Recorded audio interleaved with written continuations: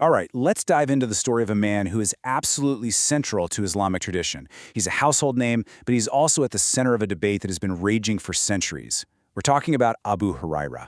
And to get to the heart of this whole puzzle, we just need to start with one number. Just one. 5,374. Now, this number, this is the reason for all the controversy, and it represents something pretty incredible.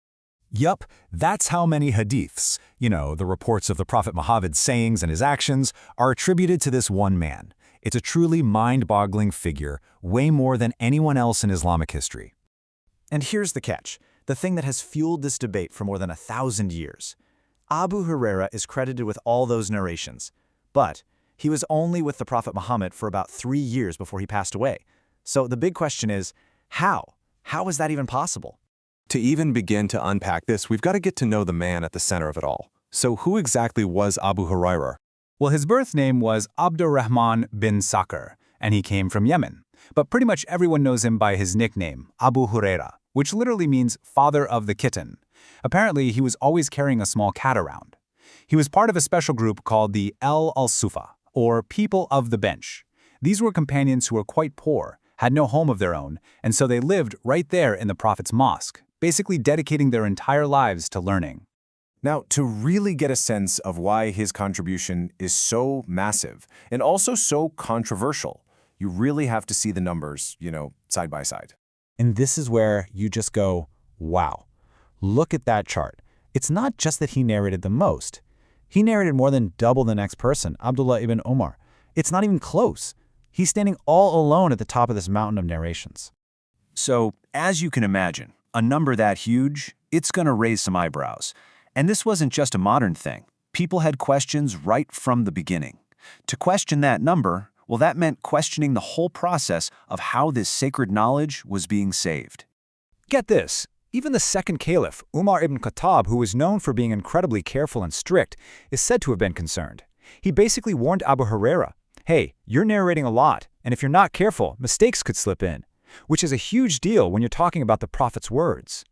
Now, fast forward to the 20th century, and these old doubts get a major revival from scholars like Mahmud Abu Rayyah in Egypt. His argument was pretty straightforward. First, that number is just improbable for only 3 years. Second, he accused Abu Hurairah of mixing in Judeo-Christian stories, the Israelites, that he might have picked up from a convert named Ka'b al-Ahbar. And third, he questioned how someone who couldn't read or write could possibly grasp and pass on such complex religious ideas. But, and this is a really big but, for the overwhelming majority of Islamic scholars throughout history, these criticisms totally miss the point. They argue it's a misunderstanding of how knowledge worked back then. For them, defending Abu Hurairah is defending the entire system. You see, major figures like Imam al-Shafi'i, a founder of Islamic law, they didn't see a problem at all. They saw a prodigy. To them, he was, without a doubt, the single greatest memorizer of hadith in his entire generation. So, traditional scholarship offers some really important context. That warning from Umar, they see it not as an accusation, but as a leader making sure everyone was being super careful. In fact, other sources say Umar later gave him the green light to keep narrating. And as for the illiteracy argument, well, scholars say in an oral culture, memory is everything. Knowledge was gained by listening, what they called al-masmu'at, and everyone who knew him said his memory was just on another level, almost superhuman.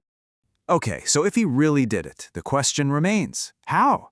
How did one man remember all of that? Well, the traditional defense points to a kind of perfect storm, a unique mix of 4 key things that made it all possible. First, he was always there. As one of the al-Sufa, he wasn't off running a business or farming. His whole life was in that mosque with the Prophet.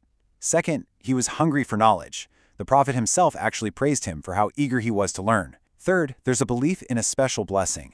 Abu Hurairah himself said that the Prophet prayed for him to have a memory that would never forget. And fourth, and this one is absolutely critical, he lived for another 47 years after the Prophet died. That gave him decades to learn hadith from other senior companions who had been around a lot longer than he had. And that last point brings us to a really key idea in hadith studies called mursal sahabi. It basically means a companion might narrate a hadith as if he heard it directly from the Prophet, but he actually heard it from another companion. Now, this wasn't seen as dishonest at all. It was a totally accepted practice because the companions had complete and total trust in each other. And you don't have to take my word for it. Another huge narrator, Anas bin Malik, confirmed this was just how they did things. He said, essentially, "We didn't hear everything directly, we learned from each other, and we never doubted one another." This totally explains how Abu Hurairah could narrate things that happened before he even got to Medina. So, a guy who died over 1,300 years ago. Why does this debate still get so heated? Why do we still talk about it so much today? Because it really gets to the core of how we even think about history. The traditional view is built on the absolute credibility of the companions and the super-detailed science of checking transmission chains. For them, knowledge from the companions is like direct sunlight. But the modern historical critical method plays by different rules. It demands external proof and questions those core assumptions. From that perspective, these narrations are more like reflected light, filtered through memory, time, and other people. You know, the puzzle of Abu Hurairah isn't just about one man's amazing memory. It's a deep dive into how knowledge gets passed down and how a faith is built. It really forces us to wrestle with this huge question.